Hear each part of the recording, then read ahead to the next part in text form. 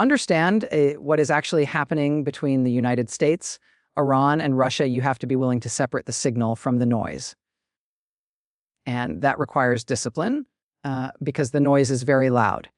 Diplomatic statements designed for domestic consumption, military movements staged for cameras, sanctions packages announced with maximum rhetorical force, all of it creates the impression of a world hurtling toward some terminal confrontation. But when you strip away the performance and examine what each actor is structurally incentivized to do, a different picture emerges. Not one of peace, exactly, but not one of irrational escalation either. What you find is a system of managed tensions in which each party has calculated, at least for now, that the costs of full-scale conflict outweigh the benefits, and that controlled pressure, maintained just below the threshold of direct military engagement between major powers, serves their interests more reliably than the alternative. That calculation could change. Strategic environments are not static, and miscalculation is always a real variable.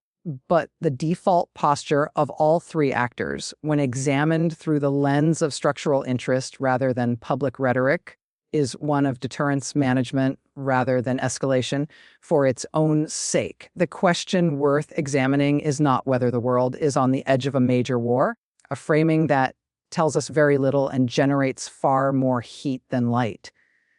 But rather, what does each of these actors actually want? What do they each absolutely cannot afford? And how does the current tension serve or threaten those interests? Start with the surface level because the surface matters. It shapes public perception, it influences domestic politics, and it creates the information environment within which actual decisions have to be made. From that surface level, the picture looks stark. The United States has maintained a persistent military posture in the Middle East, reinforced naval presence in the Persian Gulf and surrounding waters, continued a sanctions architecture against Iran that has accumulated over decades and intensified significantly in recent years, and positioned itself rhetorically as the primary guarantor of regional stability and Israeli security. Iran, for its part, has advanced its nuclear program to a point where the technical gap between its current enrichment levels and weapons-grade material is measured in weeks rather than years, a fact that Western intelligence assessments have confirmed with reasonable consistency, even if specific timelines remain probabilistic. Russia, meanwhile, has deepened its military and economic ties with Iran in ways that would have been considered remarkable by the standards of even a decade ago, supplying drone technology that has been deployed in active conflict zones, receiving Iranian hardware in return, and coordinating on a range of matters, from energy pricing to sanctions evasion. That speaks to a genuine, if transactional, alignment of interests. On the surface, these three vectors look like the ingredients for a major systemic confrontation. And when media coverage amplifies each individual incident, an attack on a tanker, a drone strike, a diplomatic walkout, a nuclear announcement, the cumulative impression is of a system under severe and increasing stress. That impression is not entirely wrong. The stress is real, but stress within a deterrence framework is not the same as a breakdown of that framework. And understanding the distinction requires looking at what each actor has to lose. The United States, first. American strategic interests in this region are layered, and they have shifted significantly over the past 2 decades. The period following September 11th was characterized by a willingness to commit large-scale military force and accept significant costs in pursuit of transformation objectives, the reshaping of regional political orders through direct intervention. That era produced mixed results at best, and its failures have been absorbed into American strategic thinking in ways that now function as genuine constraints. The appetite in Washington for large-scale ground engagement in the Middle East is low across both major political parties, even if the expression of that consensus differs in tone. What the United States wants at the structural level is not necessarily stability in the classical sense. It wants a regional order in which American allies are not threatened existentially, in which energy flows remain predictable enough not to destabilize the global economy, in which Iran does not cross the threshold to a declared nuclear weapons state, and in which Russian and Chinese influence in the region is checked without requiring direct American military engagement to accomplish that checking. That is a complex set of objectives, and they sometimes work against each other. Maximizing pressure on Iran risks producing the very nuclear breakout that the pressure is designed to prevent. Maintaining close alliance relationships with Gulf states requires tolerating political arrangements that complicate American domestic politics.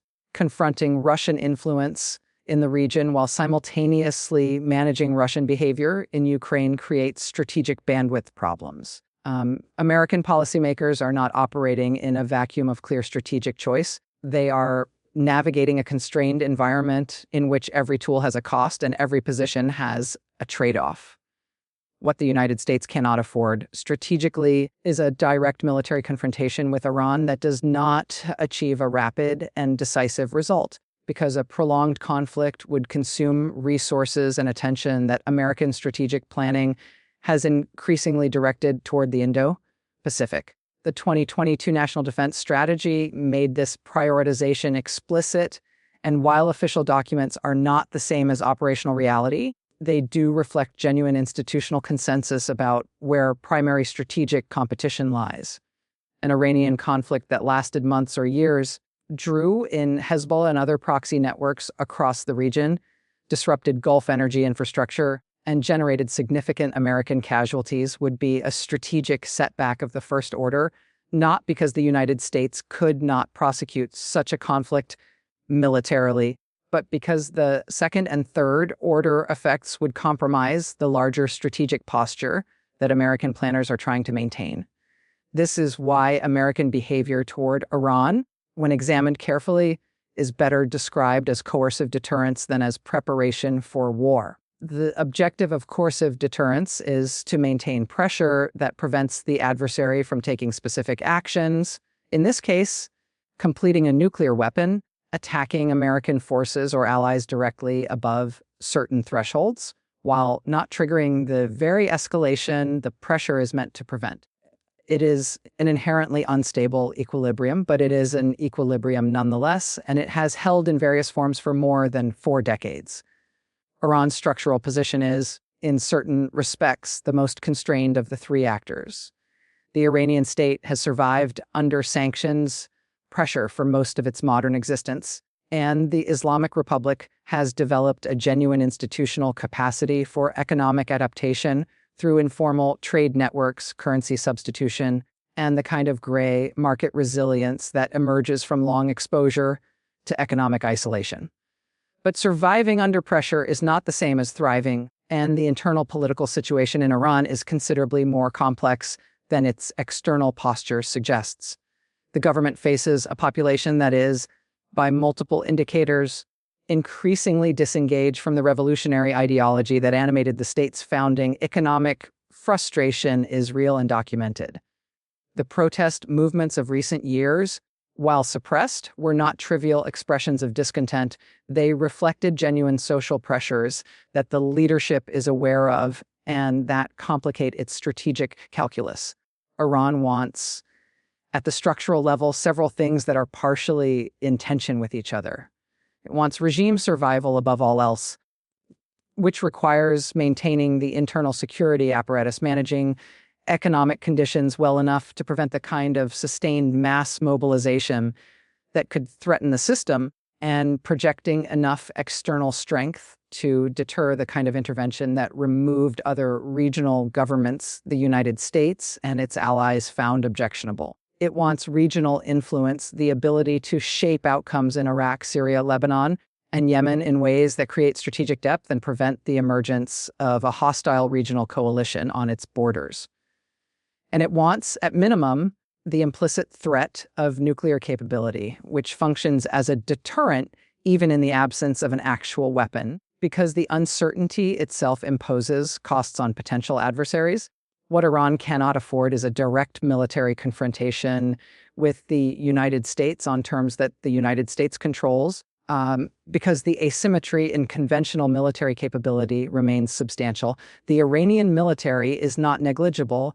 It has invested heavily in missile systems, drone technology, and naval capabilities designed specifically to raise the cost of American military operations in the Gulf. But a full-scale exchange with American forces would produce outcomes the Iranian leadership is not willing to accept. This is why Iranian strategy has consistently operated through layers of deniability and proxy pressure, rather than direct military confrontation. The Houthi operations in the Red Sea, the activities of Iraqi militia groups, the support for Hezbollah, these are not simply ideological commitments. They are strategic instruments that allow Iran to impose costs on adversaries, signal resolve, and maintain leverage without accepting the consequences of direct attribution. The nuclear program functions in a similar way. Iran has moved its enrichment to levels that are militarily significant. This is confirmed by IAEA reporting, which is the closest thing to an authoritative factual baseline available on this question. But it has not, as of the available evidence, made the political decision to construct a weapon and declare its existence. Maintaining that ambiguity is itself a strategy. A declared weapon would trigger consequences, the probability of Israeli military action, the risk of a genuine American decision for confrontation that Iran calculates as worse than the current uncertainty. The ambiguity preserves leverage, maintains deterrence, and buys time. It is not irrational behavior. It is a calculated use of strategic ambiguity that has precedent in the behavior of other states that develop nuclear capability without formal declaration. Russia's position in this triangle is structurally different from both the American and Iranian positions, and it is worth examining carefully because it is sometimes misread as straightforwardly supportive of Iranian goals. The Russian-Iranian relationship is a transactional alignment rather than a strategic alliance in the classical sense. Both states benefit from pressure on the United States and Western-led international institutions. Both benefit from energy market dynamics that keep prices elevated. Both face Western sanctions and find practical value in economic cooperation that circumvents those sanctions. And both have found in each other a source of military technology and material at a time when their respective needs aligned. Russia requiring drone capabilities that Iranian industry had developed, Iran requiring access to Russian air defense systems and diplomatic cover at the UN Security Council. But Russia's interests in the region are not identical to Iran's, and the differences matter.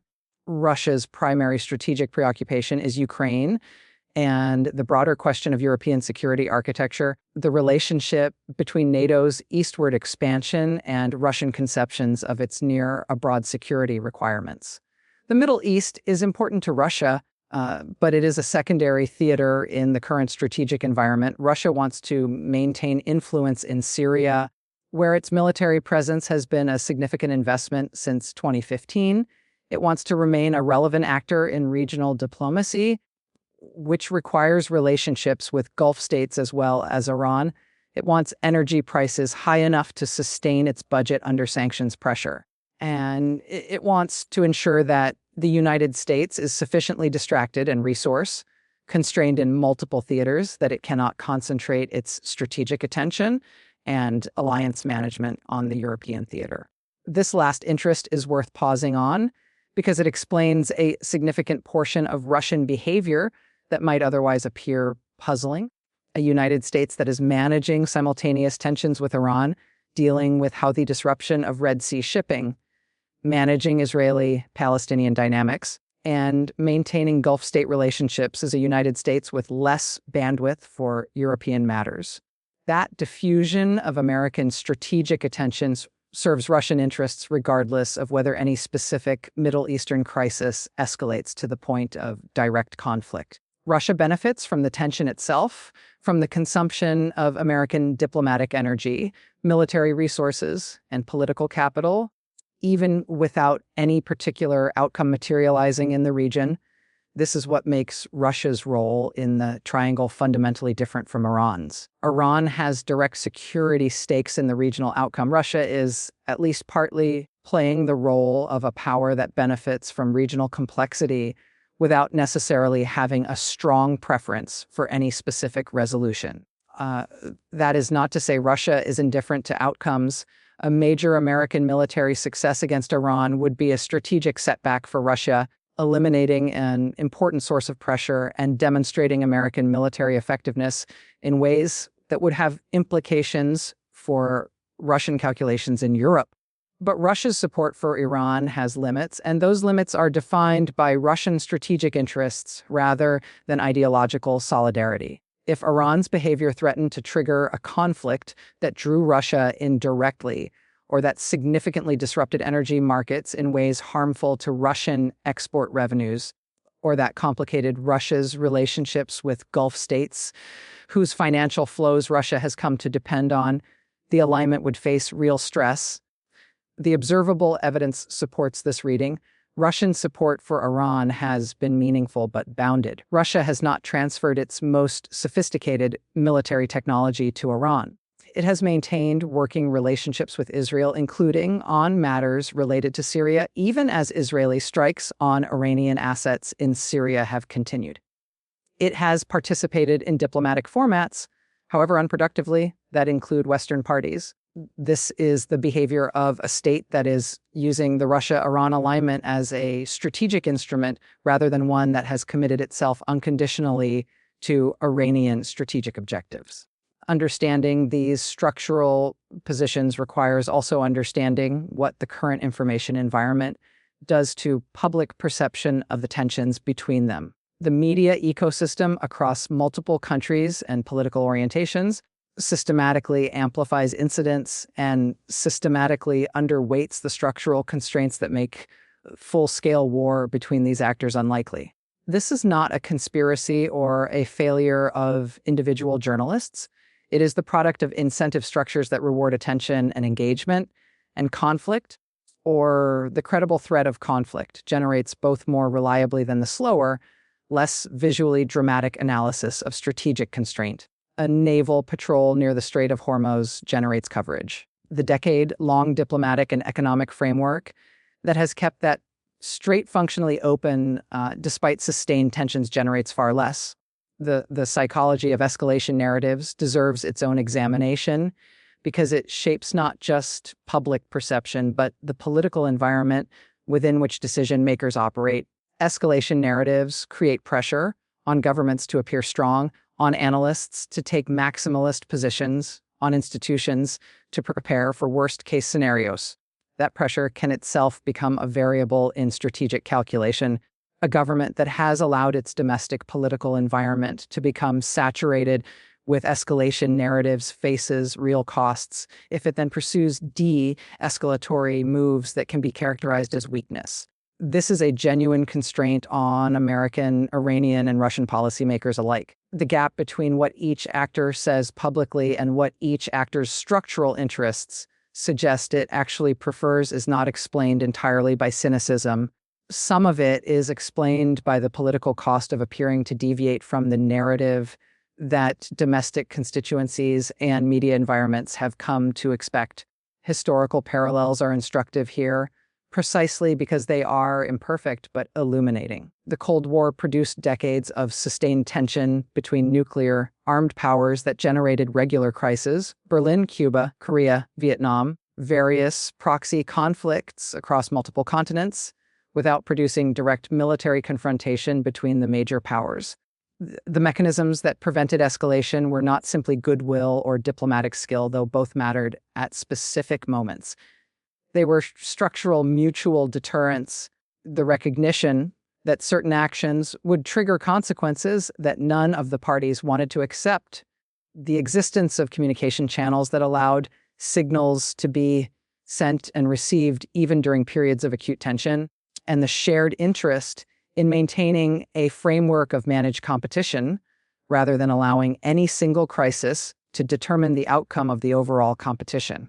The current situation is not a replica of the Cold War. The structural differences are real and significant. There is no clear bipolar architecture. The economic interdependencies are more complex. The proliferation of non-state actors and proxy networks introduces variables that are harder to control, but the underlying logic of managed competition of deterrence as an alternative to war, of escalation as a tool rather than an end, is recognizable across both contexts. Major powers with significant military capabilities and significant economic stakes in the existing international system do not typically choose total war when the costs of total war are transparently prohibitive. They choose pressure, positioning, proxy action, and signaling a sustained competition that is genuinely dangerous but structurally different from a march toward full-scale conflict. The distinction between rhetoric and military posture is one of the most analytically useful tools available when assessing the actual risk level of any given period of tension. Rhetoric is cheap in the specific sense that it is reversible, deniable, and calibrated for audiences rather than adversaries. Military posture is expensive.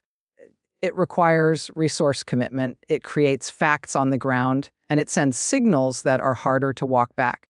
When you examine the military posture of all three actors in the current environment, what you find is not the positioning of forces preparing for imminent large-scale conflict. What you find is the positioning of forces designed to deter, to signal resolve, and to maintain leverage, which is a meaningfully different configuration.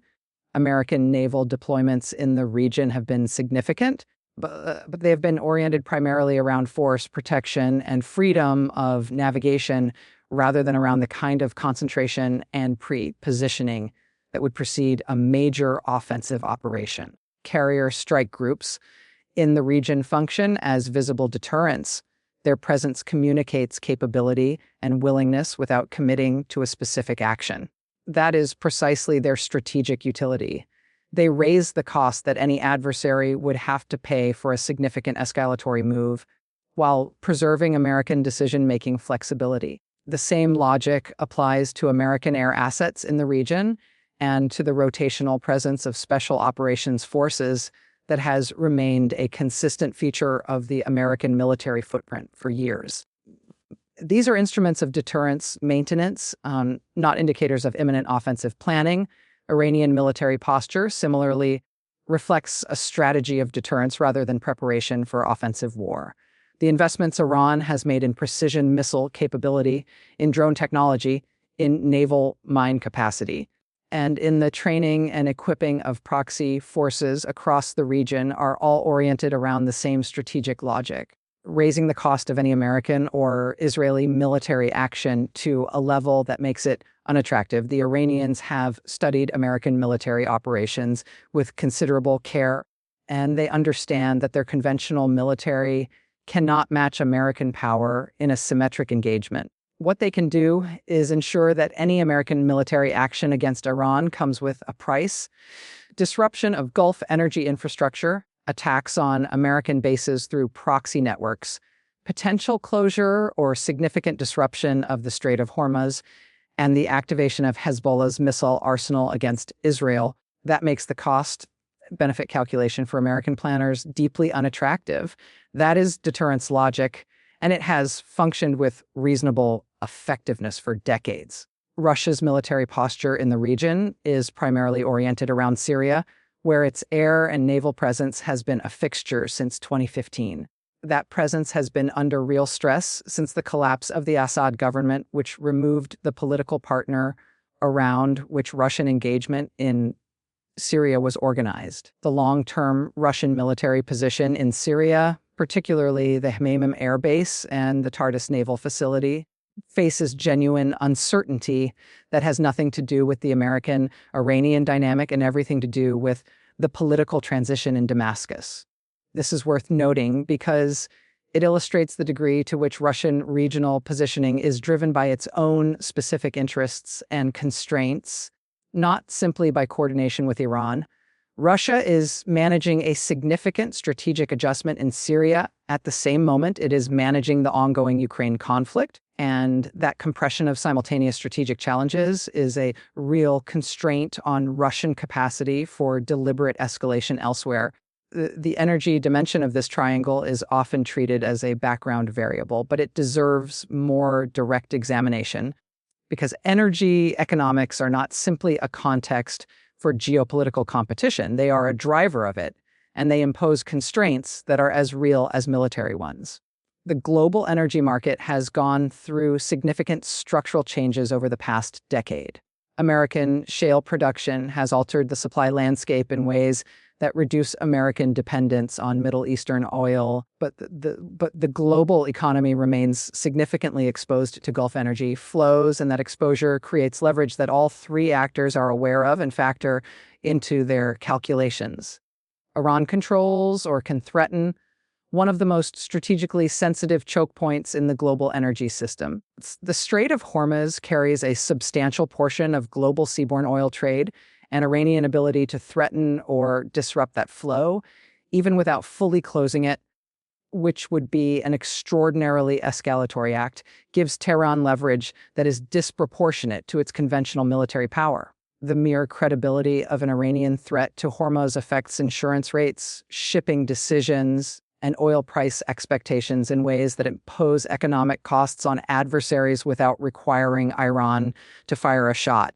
This is economic coercion through the threat of disruption, and it is a sophisticated instrument that Iran has wielded with some skill over time. Russia's energy leverage operates through different mechanisms, but with comparable sophistication.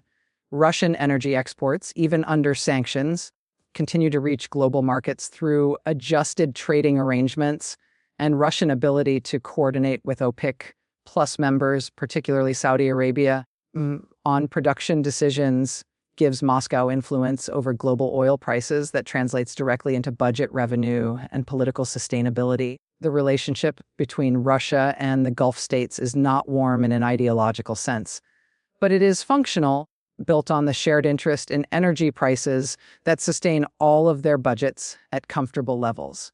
This creates a situation where the United States must manage its Gulf relationships, which are partly defined by shared concern about Iran, while those same Gulf states maintain productive working relationships with Russia on energy matters that sometimes run counter to American preferences. It is a genuinely complex set of overlapping interests, and it constrains the degree to which the United States can construct a clean coalition around any single strategic objective in the region. The role of alliance systems deserves careful attention here, because alliances are often presented as force multipliers that simply add to the capabilities of the states involved, when in fact they are also constraint systems that limit the freedom of action of their members.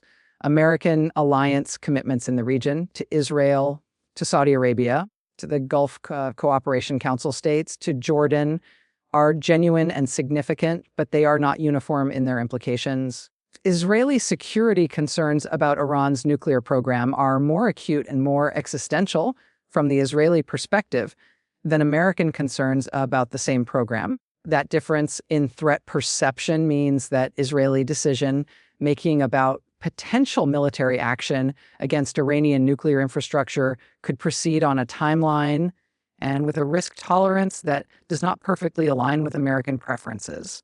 The American-Israeli relationship is close and consequential, but it is not a relationship in which either party fully controls the other's decisions, and the history of the relationship includes multiple instances where Israeli actions created facts that American diplomacy then had to manage. The Gulf states present a different kind of alliance complexity. Saudi Arabia and the UAE have their own relationships with Iran, relationships that have gone through significant shifts, including the Saudi-Iranian diplomatic normalization facilitated by China in 2023, which was itself a signal about the degree which Gulf states are hedging their strategic relationships rather than committing exclusively to American security guarantees. That normalization has not eliminated Iranian Gulf tensions, which are structural and deep, but it has altered the diplomatic landscape in ways that give Iran more room to maneuver than a fully hostile Gulf would provide. For the United States, managing alliances with states that are themselves managing their own complex relationships with Iran requires a degree of diplomatic precision that the noise of public escalation narratives tends to obscure. Probabilistic reasoning about the 6 to 12-month trajectory of this dynamic, and it is worth being clear that this is probabilistic reasoning, not certainty. suggests several things with reasonable confidence. First, the baseline scenario is continuation of managed tension.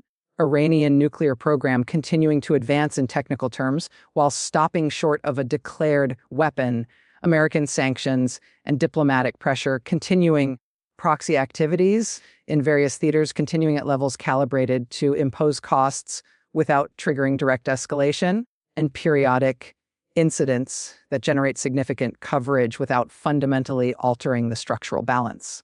This is the scenario that the structural interests of all three actors most consistently point toward, not because any of them prefer it as an ideal, but because the alternatives carry costs that none of them in their current positions are well positioned to absorb. Second, the scenario of Israeli military action against Iranian nuclear infrastructure remains a genuine variable, and it is the scenario that most clearly could alter the baseline trajectory. This is not speculation. Israeli military and political leadership have stated explicitly and repeatedly that they regard Iranian nuclear capability as an existential threat and that they retain the option of military action to prevent it. The credibility of that threat has been demonstrated through years of covert operations, cyber attacks, and targeted killings that have consistently imposed costs on Iran's nuclear and military programs. The question of whether Israel would execute a large-scale strike on Iranian nuclear facilities is not a question of capability alone. It is a question of political decision, American response, and assessment of achievable outcomes. An Israeli strike that significantly degraded Iranian nuclear capability but triggered a sustained Iranian Hezbollah military response would impose enormous costs on Israel and could trigger American involvement. Not by American choice, but by the logic of alliance and the physical proximity of American forces. This is a scenario that American planners take seriously, and it is a scenario that shapes American diplomacy with Israel in ways that are not always visible in public exchanges. Third, the Russian variable in this equation is most likely to shift if the Ukraine conflict reaches some form of resolution, whether negotiated or imposed. That frees Russian strategic bandwidth and changes Russian calculations about the value of maintaining the current Iranian alignment. A Russia that has extracted itself from the Ukrainian conflict with its core objectives partially achieved would be a Russia with more options in the Middle East, more capacity to engage diplomatically, and potentially less dependence on the Iran relationship as a source of military material. That shift would not necessarily be stabilizing from an American or Western perspective, but it would alter the structure of the triangle in ways that would require reassessment. Conversely, a Russia that becomes more deeply resource constrained by a prolonged Ukrainian conflict would have less capacity for engagement everywhere, including in the Middle East, which would reduce its leverage, but also reduce its ability to complicate American regional management. The constraints that limit total war between these actors are worth stating plainly because they are real and they are structural rather than contingent on the goodwill of any individual leader.